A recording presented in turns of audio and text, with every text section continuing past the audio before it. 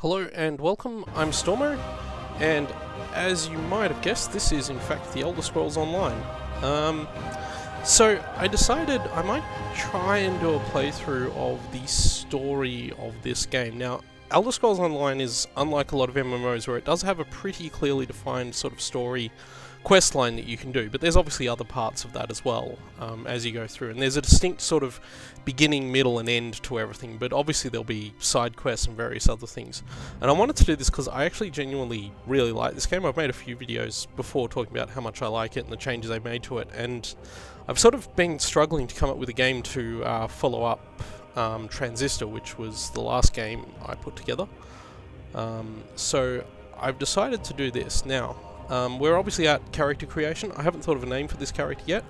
This is not what the character's going to look like. If you haven't seen character creation in Elder Scrolls Online, or for that matter an Elder Scrolls game, then it is fairly involved. This game's a little bit simpler than the previous Elder Scrolls games, but it's still there.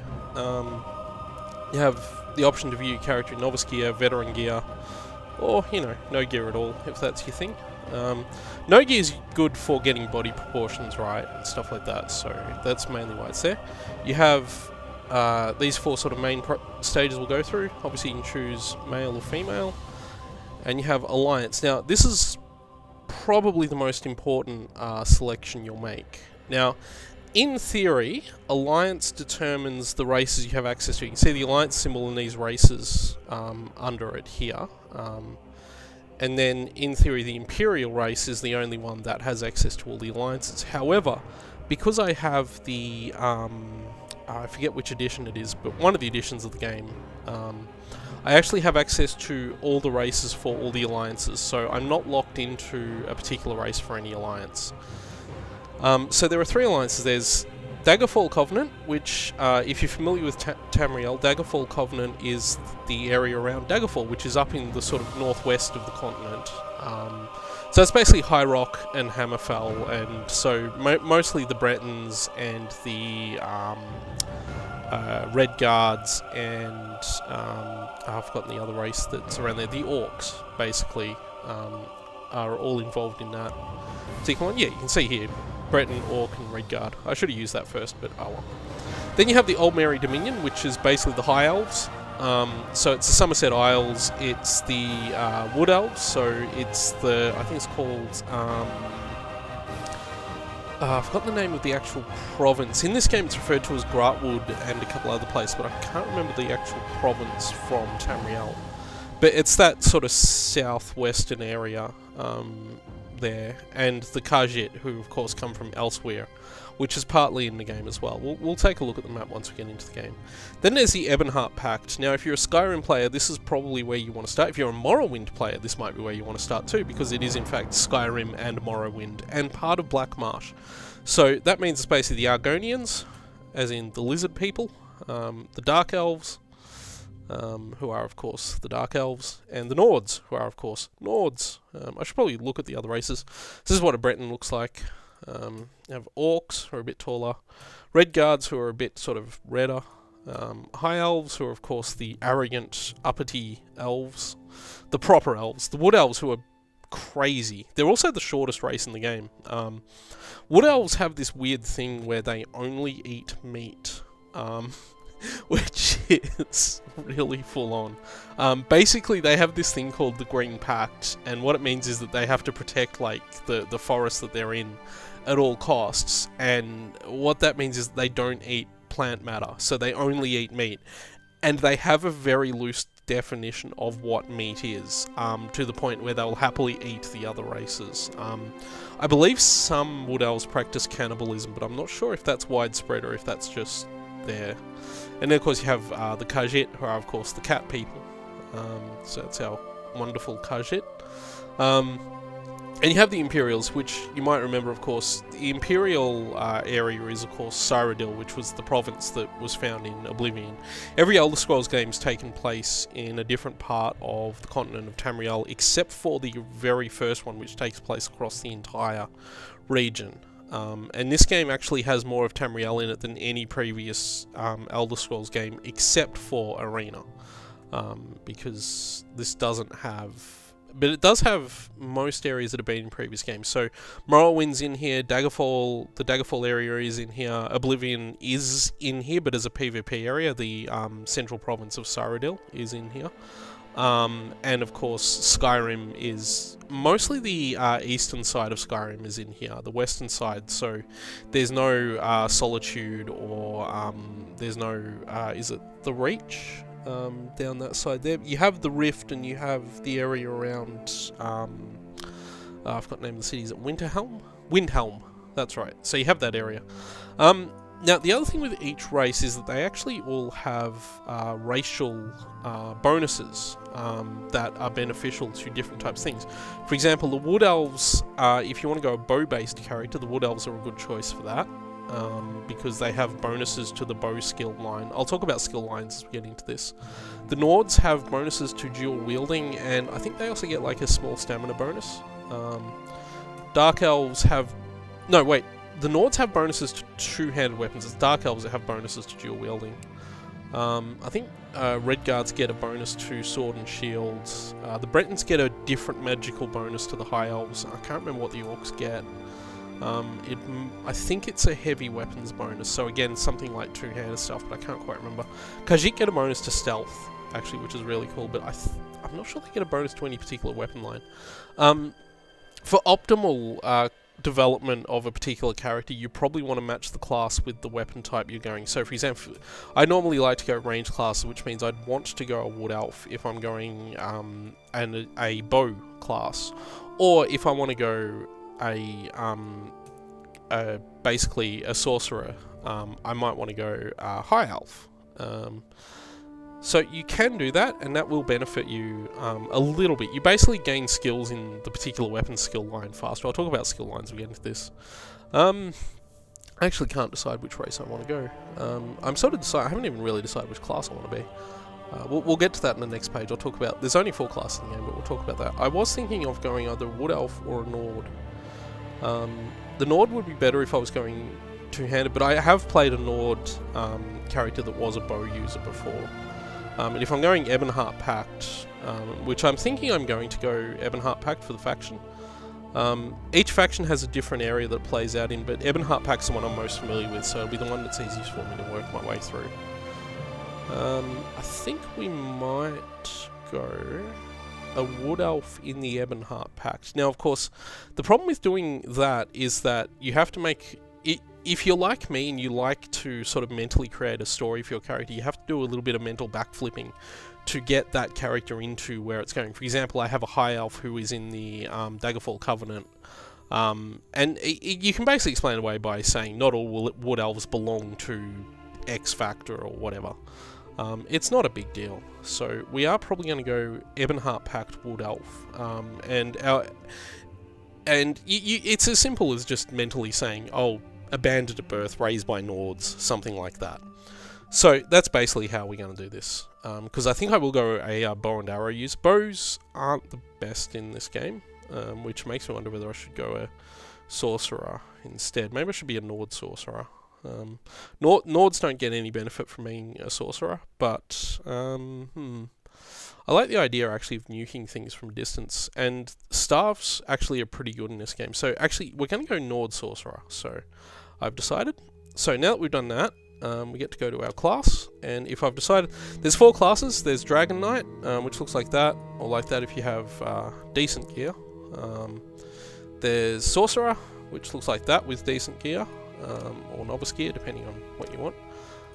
Nightblades, which are the stealthy class, and Templars. Now, 4 classes, you might wonder why there are only 4 classes. That must massively simplify things a lot.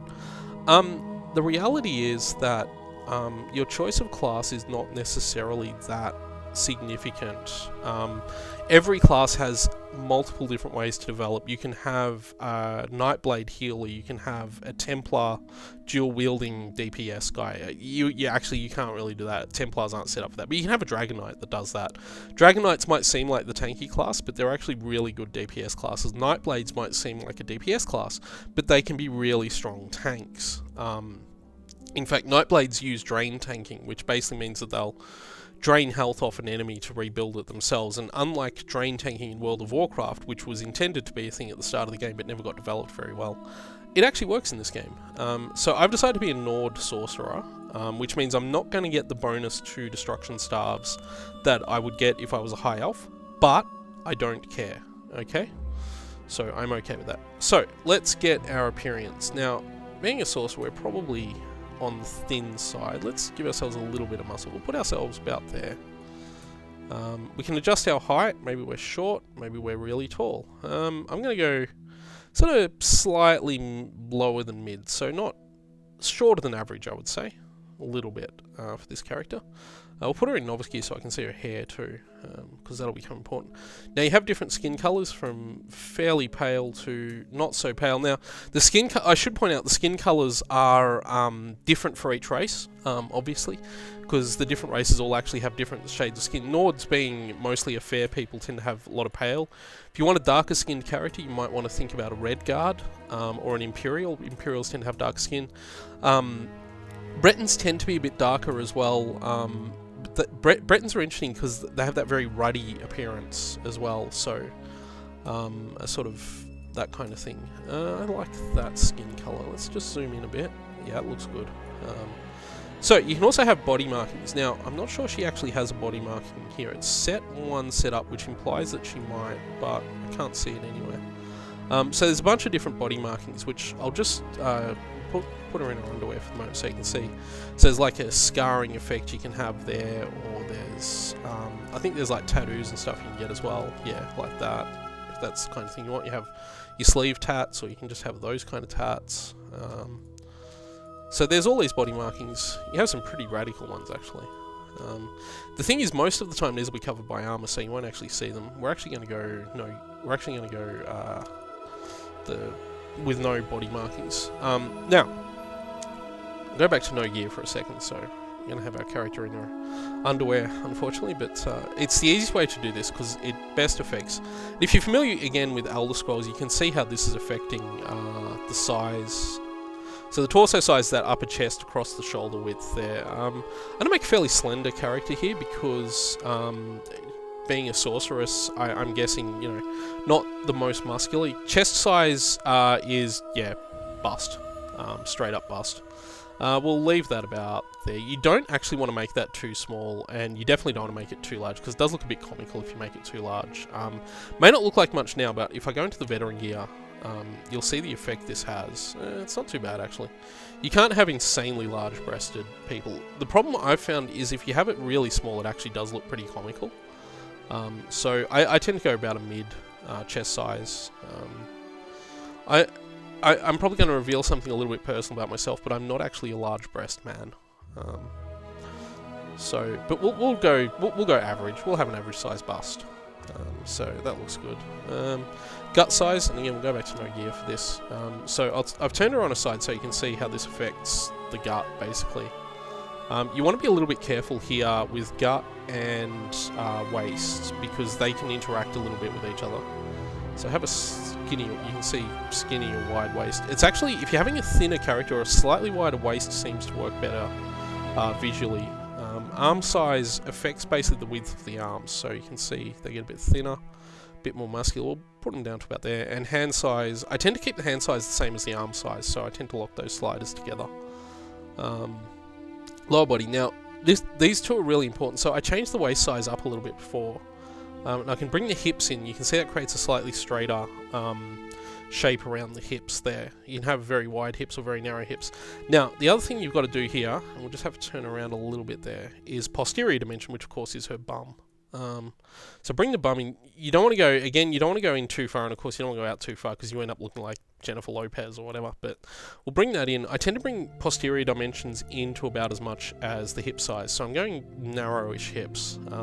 Obviously she's not quite built for childbearing, but that's okay, and we'll give her some slightly thinner legs. Yeah, we'll go that. And I'm just doing that because I want the character to look a bit, so we can see how that looks. The other thing with posterior size, if you have it really large, if you get armor that has these sort of back flaps on them, that can actually poke right out and it looks really odd. So yeah, you need to be a little bit careful with that, but this looks okay. That works really well. She looks kind of sorceress-ish. We haven't finished yet. We haven't got to the face, which is what we're getting to now. So it zooms in on us for the face. So you can have a very heroic, which is very angular. You know, so you can have a very sort of wizened. I like a soft face. I like her to look pretty young. You know, just friendly. She looks friendly. We'll give her a slight lean towards heroic, so we'll go there. You can choose voices. These are mostly just for combat noises, so there's a whole bunch of different ones. Yeah! Your character doesn't actually have speech in the game, so this is all you hear. So yeah, you get some pretty interesting stuff. Yeah. Yeah, I'm not sure which voice I'm gonna go. I think I often go for around voice C. I'll have a look at voice C. Yeah, maybe not. Let's try voice D. Yeah. Yeah, it seems alright. Okay, so the most important one, of course, is the hair, because we're going to be looking at the hair. You can start with bald. There's a bunch of different options. The hair is mostly shared between races, but each race has a few race-specific haircuts as well. So you can have the mohawk, the shorter mohawk, the bun. I haven't decided on the colour, but I'm probably going to go red. Have Julia Gillard. It's, no, I won't go that, won't go that. I want something that looks a bit sorceress-ish. Does that look... That looks a bit too much like, I've forgotten her name from, The Witcher. That's nice, that's... ponytail. The only problem with this haircut is one of the major characters in the game has it, and you always end up with your character looking a bit like her when you see it like that. Or you could have it with that, the hair piecing. So that's kind of cool. Have tussles, we have dreads, we could have the long back plait. I'm very tempted to go for the one with the headband type thing in it, actually. Looks very magey to me. I think it was that one. Yeah, I like that. Maybe we'll go with that. You can make it darker, so we can have it black. That'll actually affect the colour, so you can decide on a colour whether we want white, grey, more grey, less grey, blonde.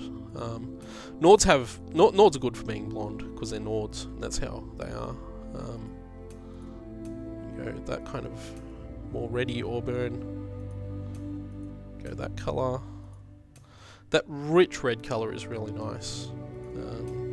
I think that is going to be the colour we go, but I'll just show off all the other ones while we're here. You don't quite get a pure black. I like the black on her, actually. She looks alright with it, but... I think I'll go red, because I think I might go fire destruction. The way I'm going to do this, I think, will be what's known as a dual destruction build. So, destruction staves have different elements that they essentially are bound to. So, for example, there's a fire one, there's a ice, there's shock, and I think there's one other. I can't remember. But yeah, I think we'll go that. Age, yeah, make her... So you can see that affects basically the facial markings. We'll leave that there. Adornment is to do with headbands and stuff like that. We don't want any of those. Head markings, again, that's scars and stuff. Kind of like body markings, but for the head. We'll pass on all that. I think there is one that gives you freckles. Yeah, that one that gives you a light freckling. We'll go with that, actually. We'll get the freckles. Okay, so face can be really annoying because you can really derp this up if you're not careful. So you just need to be a bit careful here. I'm probably not going to make too many dramatic changes to the face. It's mostly middling. Her cheekbones create a slightly narrower face, perhaps, and just lower them a little bit so she looks a little bit... Yeah. High cheekbones can make you look a bit young. Jaw size is basically how much the jaw pokes out. Barely affects anything, really. Chin size is basically just how that chin sort of pokes in and out. We'll leave that where it is. Chin height, on the other hand, affects how pointy the chin is. We'll bring that up a little bit. And neck size. So we've got a moderately medium size. You have a thin neck or a thick neck. It's not a big deal. I might make it slightly thinner. Okay, so the next big thing, of course, is the eyes. So she's got red hair. And I'm wondering maybe red hair and green eyes. How does that work? Have red hair and red eyes. How does that work? It almost matches the, You have like wide eyes and all that. there's not a lot of options for the style of the eyes in this game. I'm not going to play with the eye settings too much. I might go... thinking like that light green looks really nice. Make her eyes a little bit larger. You can adjust the angle, so... yeah, we'll just straighten them up a little bit. That looks a bit nicer. Separation affects how far apart they are. I'll leave that where it is. Height and squint, I'll leave all those. Squint is a bit funny because it can look a bit different from here into the game, but if you leave it on medium, it shouldn't be too bad. Brow, so you can have your eyebrow size. We'll go, where was it? That's a nice eyebrow. That looks alright. We'll go with those. And you can change the skew, so that just changes the angles slightly, how they skew. And the height changes how high they sit above the eye, so it's not a big deal. Nose, so again we can have a different shaped nose. This actually affects whether the nose is turned up or down. I have a slightly turned up nose, I think. Yeah, like that. Height just affects how high the nose up is on the face. We'll leave that as it is. Width affects how wide the nostrils are. Length affects how long the nose is, how far out from the face it protrudes. We'll bring that in a little bit so she has a slightly smaller nose. And of course we have the mouth. So this is where you can do a fair bit, so change the height. We're probably going to leave these mostly where they are. So I'll bring that back there. Lip fullness, so if you want a slightly thinner lip or a slightly fuller lip, you can have that. I'll bring it in just enough because at the default setting her mouth is slightly open. If I just bring it down about 2 pips, that solves that problem.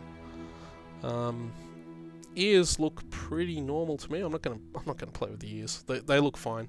Ear tip flare is mostly for elves, this setting down there. So I suppose we have to come up with a name now, which I hadn't really thought of before. What's a good name for a Nord mage? Oh, jeez. I wish I'd thought of this before. I'm not the best at naming characters. I have a few names here and there.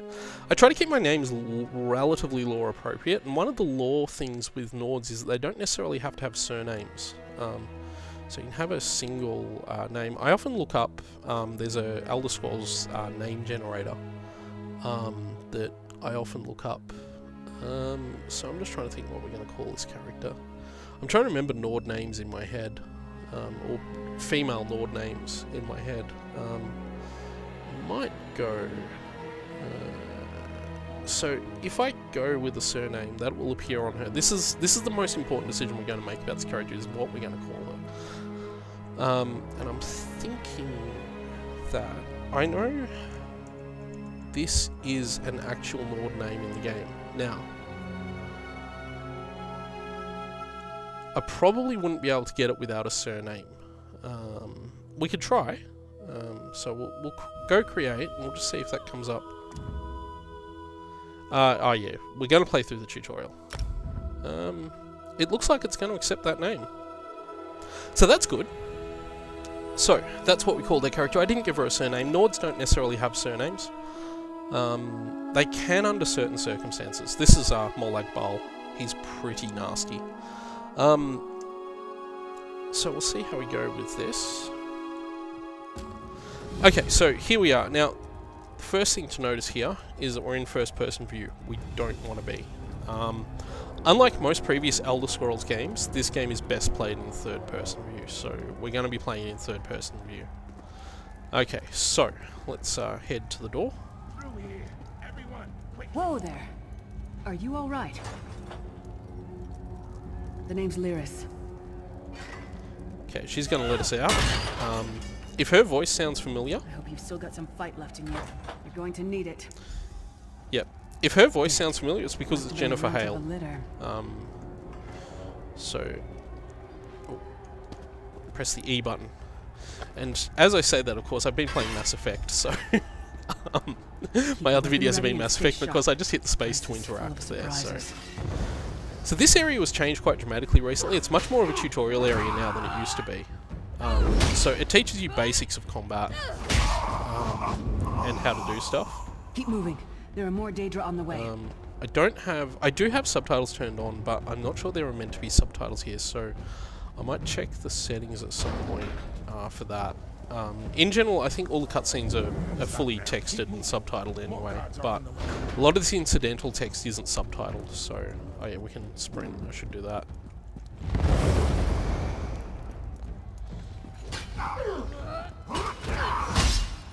So the combat in this game relies on a couple of really interesting things. You might notice I've got 2 bars down the bottom there, one of which is a stamina bar, and one of which is a health bar. So the middle one's the health bar and the green one's the stamina bar. Let's get out of here, my friend. Weapons have charge attacks. Okay. Greetings, Vestige. Like you, I am a prisoner in this place. You must rescue me, and I, in turn, must rescue you. Hold a moment. Come Okay, here. so we'll talk to We Lyris. need to talk. The Prophet. He's a prisoner here too. It was very dangerous for him to speak to you even for a moment. You must think you can help me. Break him out, of course. Believe me, I can use all the help I can get. That blind old man is the only person alive who can help us get back home. Tamriel's a long way from here. These tunnels will eventually take us to the Towers of Eyes. That's where we'll find the Sentinels. Magical constructs created by Molag Bal to guide his vision in Cold Harbor. The Sentinels are connected. If we destroy one, the others will be blinded. With any luck, that will buy us the time we need to free the Prophet. I've no idea. Brute force? We'll find a way. We have to. Be ready for anything. I doubt Molag Bal left the Sentinels unguarded. I'm sure you do. And I'll answer them as best I can. We're not going to ask those questions because I can answer them for you. Basically, the Prophet is an important story dude, and Molag Bal is like the bad guy. So there you go. There are those questions answered. Okay, we have to defeat this guy. He's super hard, as you can tell. If you were thinking that the Prophet's voice sounded familiar, that's because it is in fact Michael Gambler. We're going to die. Wow, okay. That was unexpected. Well, I get to show you how dying looks like right now, so we'll just revive here. You can't always revive here, you actually need a soul gem most of the time to do that, but because we're level 1, and we died, because we're stupid. So, as soon as I stop being a ghost, there we go.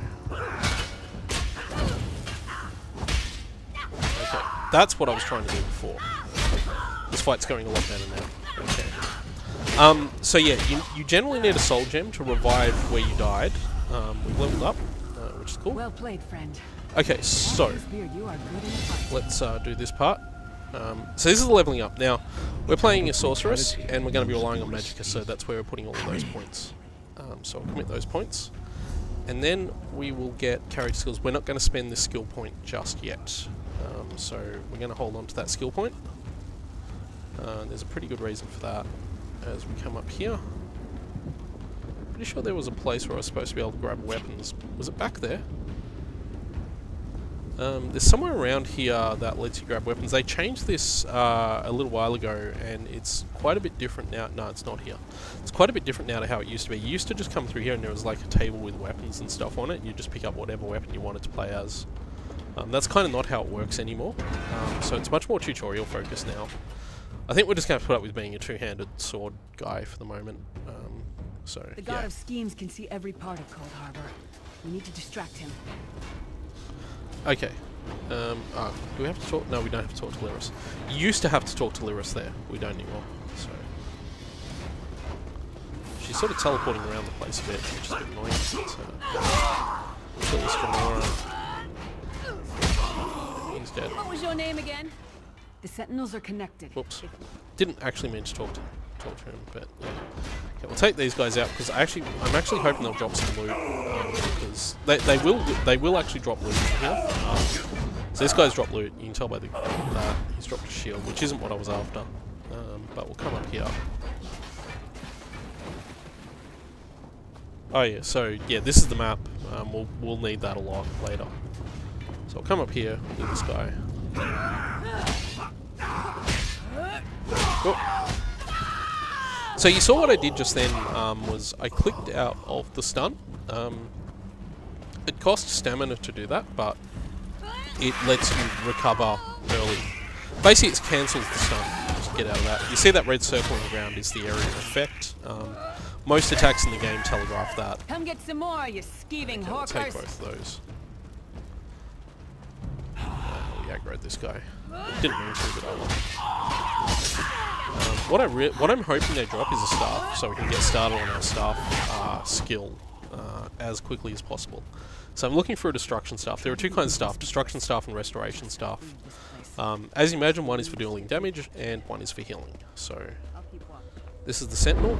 Now this is where the game introduces the stealth mechanic. So what we have to do is we have to go in hidden. If you played Skyrim or Oblivion, it works similarly to those games, except for one major difference, which is that it costs stamina to be stealthed around things that can detect you.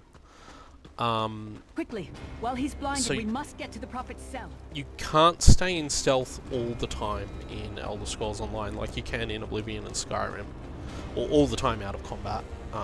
And massive sneak attacks for massive damage are not a thing in this game. There are sneak attacks. It's basically a bonus to crit. Fools! You will never escape my realm. Hermamora's wagging tongue. The door's warded. We'll never get in this way. Yeah, so Mollig Ball's pretty cool. Damn it. Destroying the Sentinel must have triggered these wards. We'll need to find another way in. Maybe Cadwell can help us. Who is Cadwell Cadwell is the indeed? oldest of the Soul Shriven. After years of torment, Soul Shriven usually go insane and turn feral. But not Cadwell. He was already insane before he left Tamriel. Mad as a box of frogs, but completely harmless. You'll see. Cadwell sees things as he wishes them to be. To him, Cold Harbor is a wondrous place. It's his home. And he knows it like the back of his hand. He's usually down by the river. Let's go find him. Okay.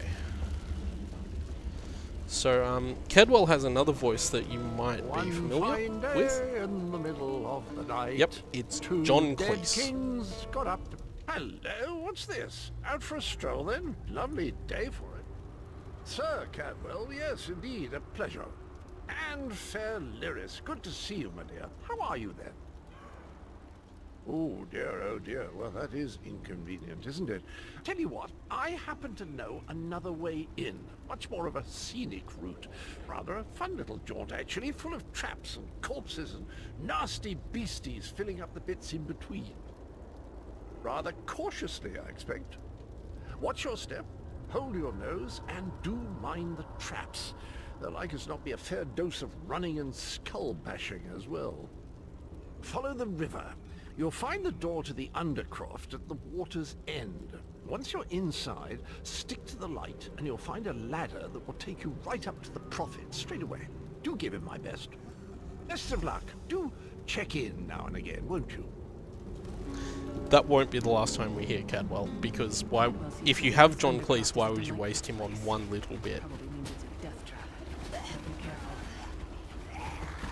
So where we need to go is up around here. They put these convenient little cages around everything there so that we can't get attacked on our way here. Just streamlines this area a bit. So, okay, so we get to do lock picking, which is something that a lot of people seem to have trouble with when they pick this game up.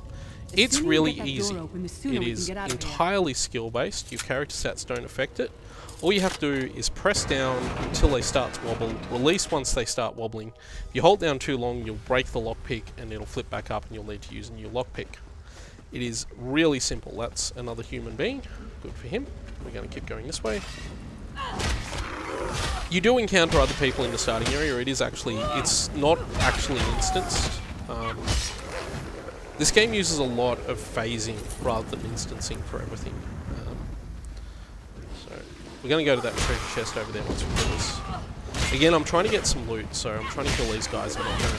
You can sort of sneak past them and around them, but you don't have to. So see if there's anything... It's a slightly better two-handed weapon, which I will in fact equip because it's a slightly better two-handed weapon, so I'll just double-click and put that on. So there we go. We got an axe now. It doesn't matter what kind of two-handed weapon you use. Just wait for that to stop.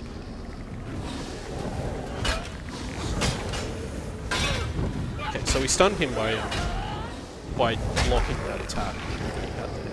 That's an empty chest. That's also an empty chest. Go back this way. We go... Do we go this way? Ah. We don't, but we're going to open this chest anyway, just in case. Yes, that's exactly what I was looking for. Okay. So, I'm going to change my weapon again, because that is a destruction staff. And that's what we need to get ourselves going with this character. So we're going to head... I think we actually go this way. We get to see our Mad Destruction Scarf skills. Just ignore those. So this is how Destruction Staves work. Just block that attack off him. I'm in melee range at the moment, so we're going to put up with that. Right there. And it's an Inferno staff too, so our intent of being a fire-wielding sorceress is coming true. You can hit the tab key in this game to select a target, or you can just roll over it with the target. That might have been a fair fight, if there were 3 of you. You might notice that unlike, say, World of Warcraft or Guild Wars 2, this game, the camera is locked to the mouse. You can break it out of that, there's a key that lets you do that, and of course it breaks out the minions as well, so... leveled up again, which is really good. You'll generally get to level 3 through here. Go up this way, or we don't get cooked. So we gained another skill point and another point. Okay, we'll make it through there now. While we're here, we'll just assign that point there, and then set that. And now, go have a look. Yes, we'll get Destructive Touch, which is our first skill, and that'll go on our skill bar. So we finally have a skill. So we'll hold on to that other skill point for the moment. My plan is to get all of the skills. The Prophet's cage should be just ahead. Quickly now, we haven't much time. Okay, so this part's kind of dramatic. We're near the end of this part, which is where we're going to leave the video once we finish here. The good news is we made it here in one piece, and the Prophet looks unharmed. Now the bad news. It's going to be up to you to keep him safe and get him back to Tamriel. Okay, we'll talk to Lyris. I'm not going... There's a trick to opening the cell. The only way for a prisoner to leave is for another living soul to take their place. I need to swap places with the Prophet. Believe me, I wish there was, but I don't see anyone else here with a beating heart, do you? If Molag Bal isn't stopped, he'll destroy everyone and everything we've ever loved. Once it's done, get moving. The Prophet will know where to go, but he'll need your eyes and your protection.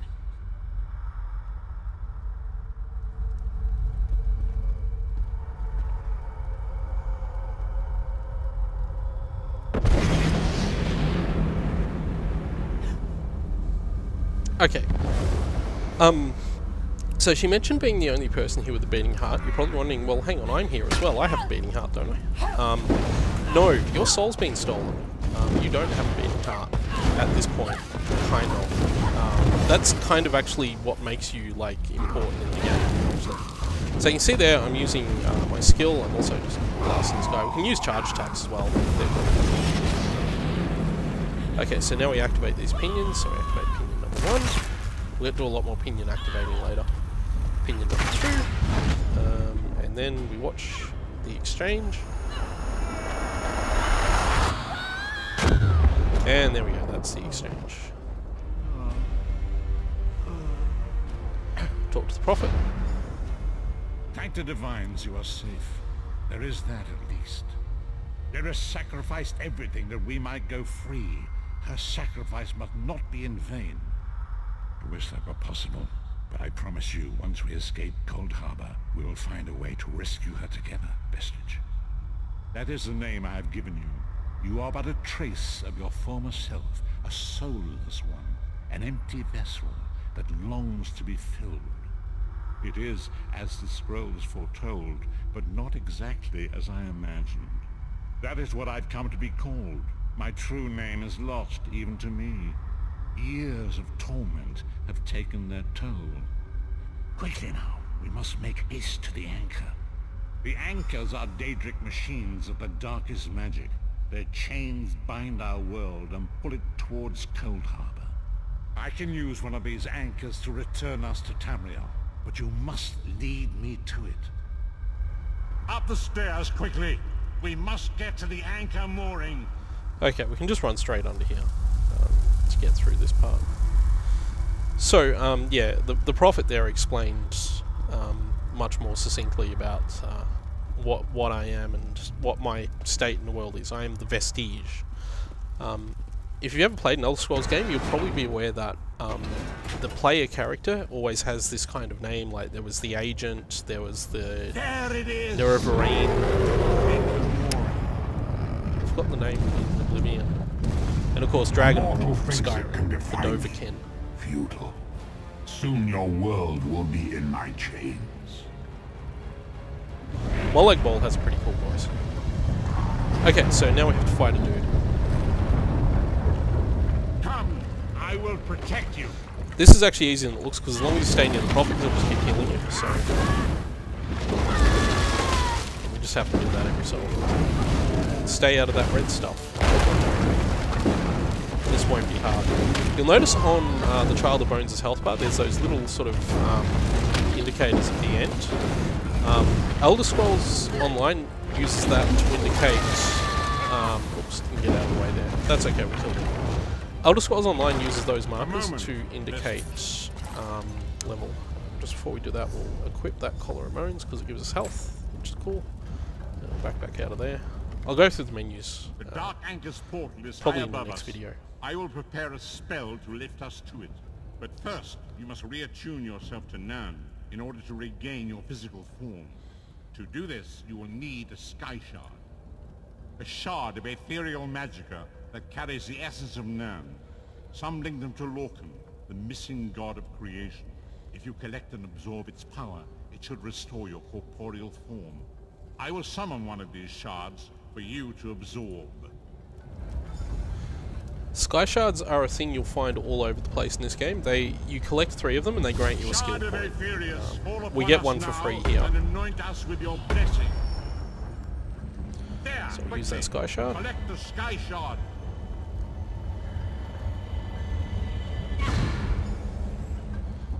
So yeah. And now we get out of here. Great Akatosh, dragon god of time, I require your strength. Let the way be opened. Let these wandering souls return home. Let the will of Molag Bal be denied. I think our sorceress looks pretty cool. Hurry! We must go now! Okay, so we just walk in. Yep. We get sucked in. We fly up. It's all pretty crazy. And we end up in an inn. Should probably point out too, the load times in this game can be quite long. But it does load pretty large areas, so you don't see these screens all that often. Assuming, of course, you're staying in the main area all the time, which you're mostly not, actually, so... Okay. Oh, we're a bit dizzy. The vestige awakens once again. Come here. We must speak. Okay, the Prophet's voice might seem a little bit different here, because this part was added after they'd finished with Michael Gambon, so... As I feared, we arrived in different locations. I am in a place with the smell of burning ash on a hot wind, and the sounds of a distant battle. It matters not. You have awakened once again, and we must set you on your path. Days, weeks, I cannot tell. The voids between worlds disrupted all sense of time and space. I know only that you were deposited into the sea, and some charitable soul fished you out and brought you to dry land. I'm afraid you will have to decide that for yourself. I must focus on searching for a way to repay Lyris's bold sacrifice. I cannot simply abandon her to the wrath of Molag Bal. I cannot foresee that, not yet. But we will meet again. There is still much we need to accomplish. Be wary, Vestige. Our very plane of existence is in peril. The threat of Molag Bal looms across all Tamriel, and chaos spreads in its shadow. Danger roams the land and will assume many forms. Do not let it catch you off guard. You must find your own path, but perhaps there is a reason for the place in which you find yourself. Explore, search for a cause to lend your hand. Join with others. You might even seek out those who rescued you from the sea. The choice is yours. That used to be in a different voice to Michael Gambon. was someone else doing that voice. Just gonna say, can I search this backpack? I can, but do I need natural water? Well, we'll grab it anyway. I'll talk about crafting and stuff in a future video. What I'm gonna quickly do here is just have a look. We picked up a thing there, this sealed urn. So this adds, yeah, a couple of bits and pieces that we may not have been otherwise able to pick up. We don't actually need either of those, but we'll pull them out of the urn anyway. We didn't get, sometimes you'll get a piece of armor or something through that run. We didn't get anything like that. I'm just having a look. This is how your inventory's all broken up, and various other bits and pieces. So we didn't get anything there. I am going to, where is it? Oh, the skills, that's the one we want. Okay, I am going to have a look at skills. So we've got Destructive Touch, which is really cool. What we're also going to be looking for is, we're going to actually probably get most of these. I probably will get Wall of Elements. I'm just deciding whether I should actually get that, or whether I should actually pick up Crystal Shard, just for a little bit of extra damage, or Mage's Fury. So the way my build's going to work here is that we're relying solely on Magicka. Normally weapons-based builds rely on stamina, but that doesn't apply to the two staffs. They use Magicka as well, so a Magicka build generally will get everything through here. It is possible also to respec. We're also going to go light armor probably, because that's best for magic users obviously, because that's how these things work. And you see this is the Nord. So we didn't get the staff, the destruction staff expertise. We've got two-handed weapon expertise. Staffs don't count towards that, but I'm not fussed. That's okay. So I will pick up Wall of Elements. We still have an unspent skill point. We're just waiting for stuff to unlock mostly at the moment, so that'll take a little bit of time. But yeah, we're going to go with destruction staff build for the moment. Anyway, we're going to leave this video here for now, and we're going to pick it up next time. So next time we'll be going to a small frosty island, so look forward to that, and thank you all for watching, and I'll see you all then.